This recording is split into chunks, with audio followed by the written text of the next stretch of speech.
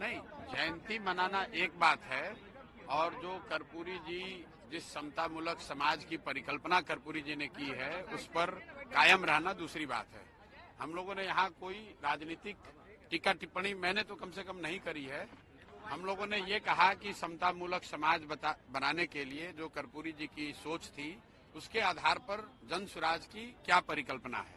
हमने वो 5 स्तंभ बताए कि नौकरियों में आरक्षण के साथ साथ राजनीतिक भागीदारी, जनसंख्या के हिसाब से राजनीतिक भागीदारी और कहीं न कहीं शिक्षा, जमीन और पूंजी में जब तक समानता, पूंजी के बंटवारे में समानता नहीं होगी तब तक समतामूलक समाज के बनाने की बात सिर्फ नारों में ही रह जाएगा और जन स्वराज इसके लिए पूरी तरह से प्रतिबद्ध है।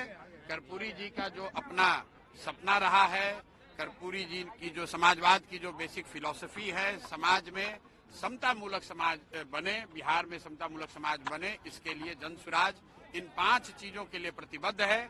आरक्षण के साथ साथ जनसंख्या के हिसाब से राजनीतिक भागीदारी और शिक्षा, जमीन और पूंजी के बंटवारे में समाज के सभी वर्गों में समानता हो। जो मैंने आपको बात बताया कि 75 साल के आजादी के बाद भी आज सिर्फ 10% लोग ही बिहार में 12वीं पास करते हैं और उसमें भी अति पिछड़ा समाज सिर्फ 5.5% लोग 12वीं पास कर रहे हैं। आज अति पिछड़ा समाज सिर्फ 5.5% लोग ही 12वीं पास कर रहे हैं।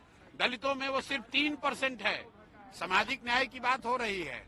जब 3% दलित समाज के लोग ही 12वीं पास करेंगे तो आप किस समानता की बात कर रहे हैं। मैंने आपको आंकड़ा देकर बताया है, सिर्फ 2%, 1.97% लोगों के पास सरकारी नौकरी है।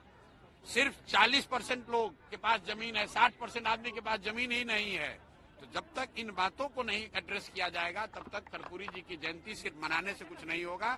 तो हम लोग सारे लोग इस चीज के लिए प्रतिबद्ध हैं, जन स्वराज प्रतिबद्ध है और मुझे विश्वास है कि समाज में लोग उस बात को समझेंगे और जो भी कर्पूरी जी को, समाजवाद को मानने वाले लोग हैं इस विचारधारा से जुड़ेंगे और इसका समर्थन करेंगे। परिवर्तन की बात आप कर रहे हैं और बिहार में लॉ एंड ऑर्डर काफी ज्यादा बढ़ चुका है। एक सेकंड, प्रशांत जी जो कहे हैं, गोलीबारी हो रही है। प्रशांत जी जो कहे हैं उसको अचीव करने के लिए एक ही काम करना होगा, सरकार बदलना होगा, विधायक बदलना होगा।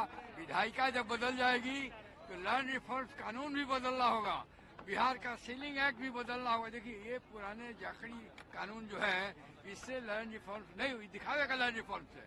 जो एक्चुअल लैंड रिफॉर्म्स करना है उसके लिए कानून में बदलाव आना होगा।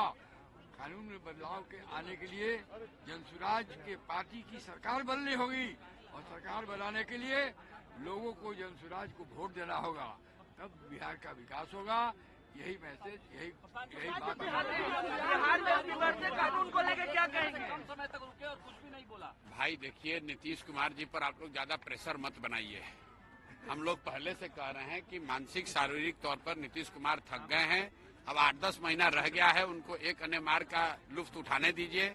मानसिक तौर पर मैंने पहले भी कहा है, नीतीश कुमार की स्थिति नहीं है कि वो बिहार जैसे राज्य के मुखिया बने रहे। मैं आपको कैमरे पर एक और बात बता देता हूँ।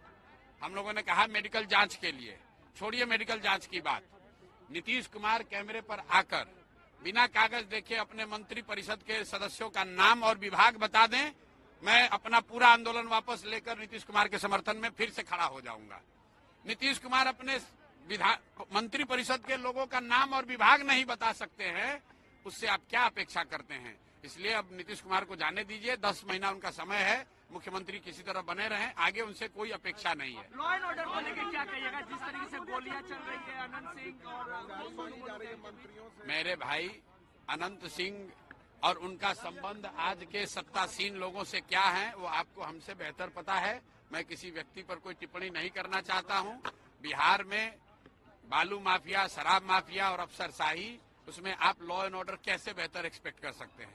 वो तो जब आप पूरी व्यवस्था, जब मुख्यमंत्री सक्षम ही नहीं है मानसिक तौर पर कोई निर्णय लेने को, सरकार चलाने को, सरकार का इकबाल ही खत्म हो गया है, तो ये चीजें तो स्वाभाविक तौर पर होंगी ही होंगी। बिल्कुल, आप आरटीआई दायर किया जा रहा है। सरकार से ये पूछा जाएगा कि जनता के पैसे पर, सरकारी खर्चे पर पिछले 3 साल में नीतीश कुमार कहां कहां मेडिकल इलाज के लिए टेस्ट के लिए गए हैं, वो जनता को जानने का हक है। वो आरटीआई में हम लोग सूचना के अधिकार के अंतर्गत वो जानकारी सरकार से मांग रहे हैं। प्रशांत जी, आपने जयंती के बहाने रैली कर दी, चुनावी अभियान की शुरुआत है क्या? नहीं, चुनाव के अभियान की शुरुआत तो मैंने आपको प्रेस वार्ता में पहले कहा है कि गांधी मैदान से आगाज हुआ है और वहीं पर खत्म किया जाएगा। तो चुनाव के आगाज की शुरुआत गांधी मैदान से होगी, उसका डेट का बाकायदा आपको ऐलान भी करेंगे।